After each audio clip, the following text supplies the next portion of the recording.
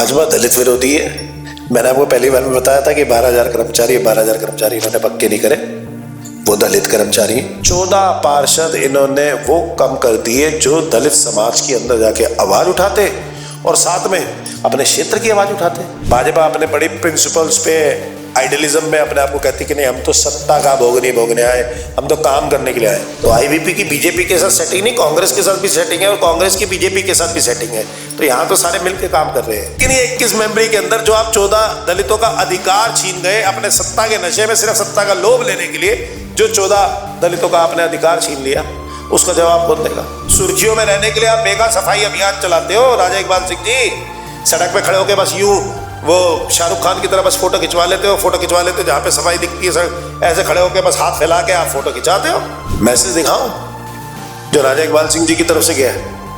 इन लोगों को चेतावनी दी है, नौकरी पे आ जाओ नहीं तो तुम्हारी सख्त कार्रवाई की जाएगी। राजा इकबाल की कथनी और करनी में जमीन आसमान का फर्क है। इनकी भाजपा वालों की नीयत ही नहीं है काम करने की।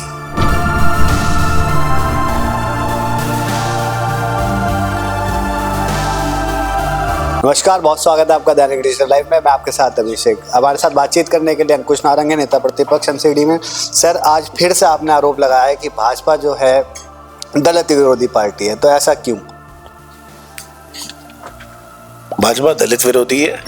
मैंने आपको पहली बार में बताया था कि 12,000 कर्मचारी इन्होंने पक्के नहीं करे, वो दलित कर्मचारी हैं। फिर मैंने आपको सीनियोरिटी लिस्ट और अपनी प्रमोशन लिस्ट दिखाई थी।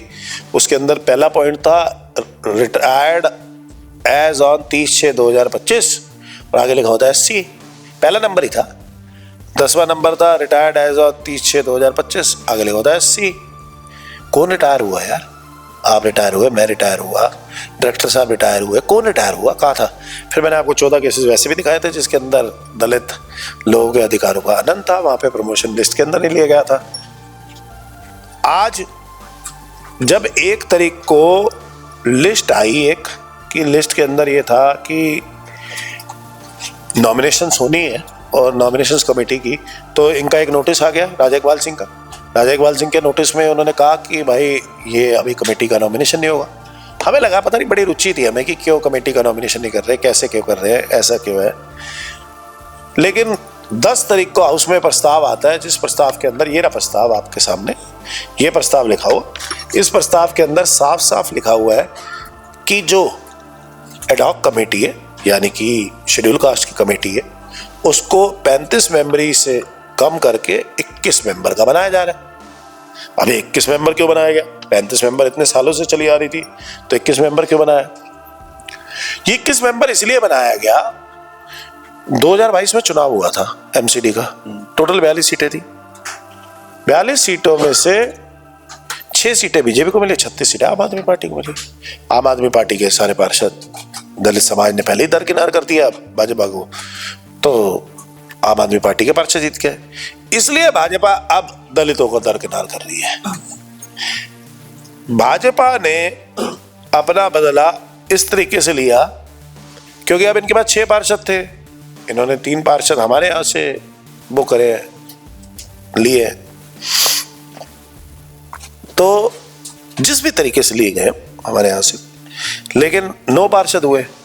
जब 35 मेंबरी कमेटी थी तो भाजपा के 16 मेंबर आने चाहिए थे, इसके अंदर 14 मेंबर आम आदमी पार्टी के आने चाहिए थे।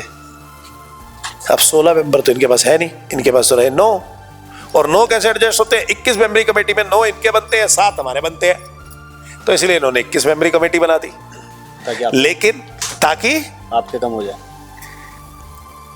ताकि दलित पार्षद इसके अंदर कम हो जाए। 14 पार्षद इन्होंने वो कम कर दिए जो दलित समाज के अंदर जाके आवाज उठाते और साथ में अपने क्षेत्र की आवाज उठाते। तो 14 पार्षदों का जो दलित पार्षद थे उनका अधिकारों का हनन किया ना भाजपा ने। मैं गलत तो नहीं कह रहा, मैं तो सही कह रहा हूं कि 14 पार्षदों का दलितों का हनन किया, इसलिए भाजपा दलित विरोधी है। अगर ये 35 मेंबरी कमेटी होती, अब मैं दूसरी बात बता देता हूं, भाजपा क्यों सत्ता के लोभ में, नशे में चूर है और भाजपा अपने बड़ी प्रिंसिपल्स पे आइडियलिज्म में अपने आप को कहती कि नहीं हम तो सत्ता का भोग नहीं भोगने आए, हम तो काम करने के लिए आए। तो बोलते हैं कि आम आदमी पार्टी जो है सत्ता का भोग लेने के लिए, अपना क्रेडिट लेने के लिए काम कर रही है और कोई मुद्दा कुछ है नहीं। आम आदमी पार्टी इसीलिए जो है तिल का ताड़ बना रही है। ये दलित 14 पार्षद कम करना तिल है? मैं आपसे पूछना चाह रहा हूं, मतलब 35 मेंबरी से 21 मेंबरी कमेटी क्यों कम कर दी? मैं आपको बता रहा हूं, सत्ता का लोभ क्यों कह रहा हूं मैं। अगर ये 35 मेंबरी कमेटी होती तो बाकी 14 के 14 पार्षद आम आदमी पार्टी के आते, क्योंकि पूरा करते हैं, मेंबर तो पूरे होते। 14 पार्षद, इसके अंदर आईवीपी के पास 2 पार्षद है जो एससी है, वो आ गए। कांग्रेस का भी उन्होंने ले लिया, तो आईवीपी की बीजेपी के साथ सेटिंग नहीं, कांग्रेस के साथ भी सेटिंग है और कांग्रेस की बीजेपी के साथ भी सेटिंग है। तो यहाँ तो सारे मिलकर काम कर रहे हैं, ठीक है। अब आम आदमी पार्टी मिलती नहीं है, मुद्दे की बात यह है। आम आदमी पार्टी के 14 और मेंबर होते, उन 14 लोगों की आवाज उठती, तो यार चेयरमैन किसका बनता? आम आदमी पार्टी का बन जाता। इसलिए इन्होंने 21 मेंबरी कर दी।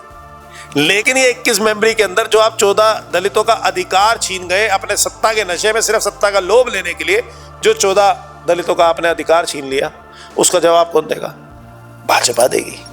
आप भाजपा से पूछ लो ना, कहो जी आपने क्यों करा 35 से 21 क्यों करा, क्या रीजन था? अच्छा आप मुझे बताओ, ये पूरे लेटर के अंदर सिर्फ एक कमेटी के अंदर 35 से 21 हुए, क्या रीजन था इसके अंदर?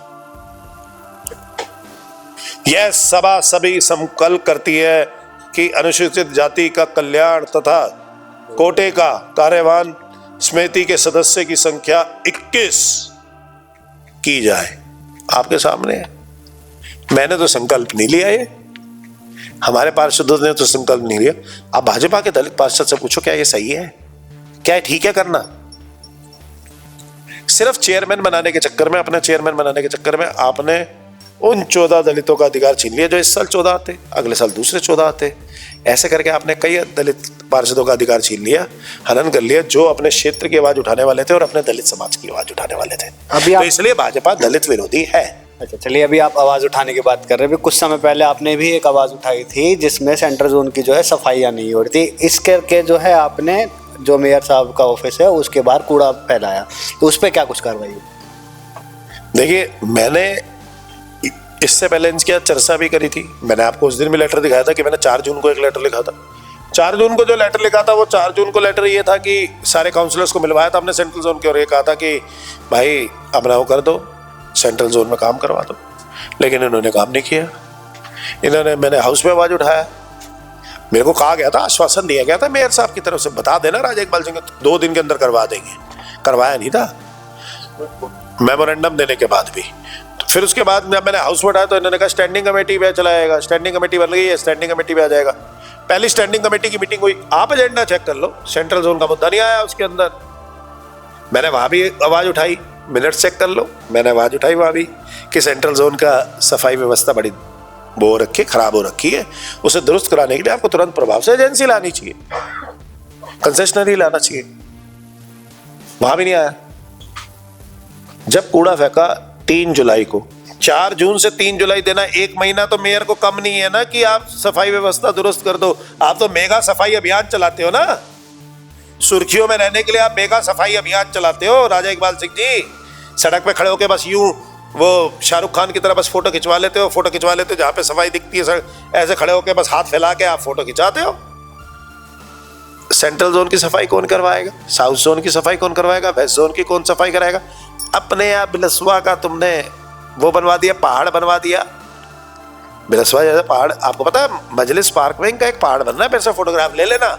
नया पहाड़ बनाने लग गए राजा इकबाल सिंह, और अपने ही जोन के अंदर, सिविल लाइन जोन के अंदर, तो वहां पे पहाड़ बनने लगा, तो उसको कौन दुरुस्त करेगा? तो हमने 3 तारीख को कूड़ा फेंका इनके ऑफिस के बाहर। किसी रेजिडेंट को दिक्कत हुई? नहीं हुई। सिविक सेंटर में मेयर जहाँ पे बैठता है वहां पर हम बृहस्पतिवार के दिन गए, लेकिन मेयर साहब तो अपनी कुर्सी पे थे ही नहीं, वो तो मानेसर में पार्टी कर रहे थे, गायब थे वो तो अपनी कुर्सी से।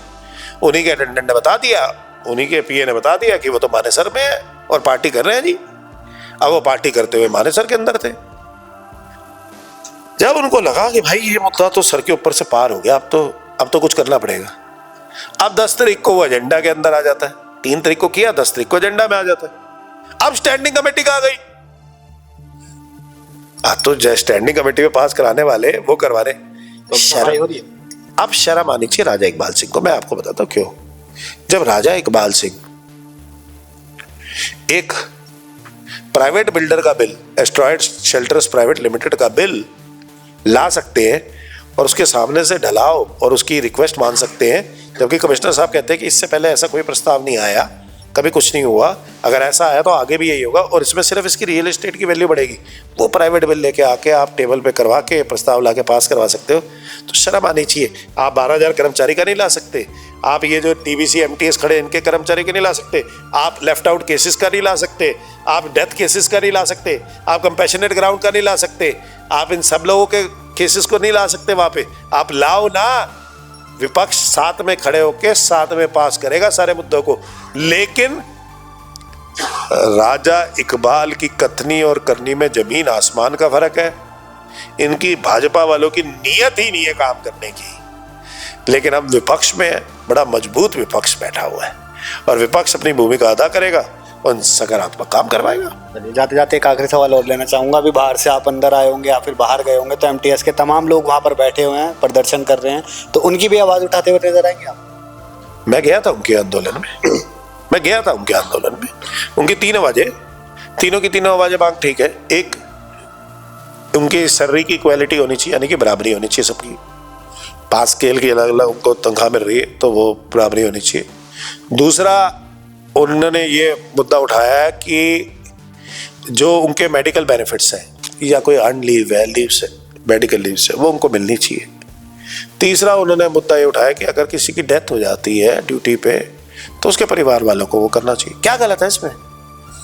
मैसेज दिखाऊं जो राजा इकबाल सिंह जी की तरफ से गया है, इन लोगों को चेतावनी दी है, नौकरी पे आ जाओ नहीं तो तुम्हारी सख्त कार्रवाई की जाएगी। ये व्यवहार है एक मेयर का एम्प्लॉयज की तरफ, ये व्यवहार है। मैसेज दिया गया है, मैसेज की कॉपी है मेरे पास, कह देना इस बार विपक्ष ना बड़ा एक्टिव है, सारी चीजों का संज्ञान लेता है। ठीक है, आपको एक और बात बताऊं, आखिरी बात आपके उसके लिए बता देता हूं, आप अपने वीडियो में दिखा भी देना और वो भी बता भी देना। इसके अंदर एक और अमेंडमेंट होती, ये तो भाजपा के पार्षदों ने विरोध कर दिया। मेयर राजा इकबाल सिंह आरपी यानी कि रिम्यूनरेटिव प्रोजेक्ट्स, यानी कि जो पार्किंग वाला होता है, उसके अंदर खुद चेयरमैन बनना चाहते थे, उसमें भी लाना चाहते थे। 2 कमेटियां नहीं आई थी पहली बार में, रिम्यूनरेटिव प्रोजेक्ट्स और ये। रिम्यूनरेटिव प्रोजेक्ट्स में कोई चेंज होकर कुछ नहीं आया, अगर नहीं चेंज करना था तो पहले भी आ सकती थी, लेकिन राजा इकबाल सिंह मेयर खुद चेयरमैन बनना चाहता था उसका। ये तो पार्टी वालों ने, पार्षदों ने विरोध कर दिया। पहले उनको कहो अपनी पार्टी को संभाल लो, फिर आम आदमी पार्टी के बारे में बात कर लेना, फिर सुर्खियों के। भाजपा सुर्खियों में आएगी आने वाले दिनों में, चिंता मत करना, दिखाएंगे हम भी। चलिए, बहुत शुक्रिया हमसे बात करने के लिए। तो ये थे हमारे साथ बातचीत करने के लिए और इन तमाम मुद्दों पर ज़्यादा जानकारी देने के लिए एमसीडी में नेता प्रतिपक्ष अंकुश नारंग। फिलहाल के लिए बस इतना ही। दैनिक डिजिटल लाइव के लिए दिल्ली से अभिषेक सिंह।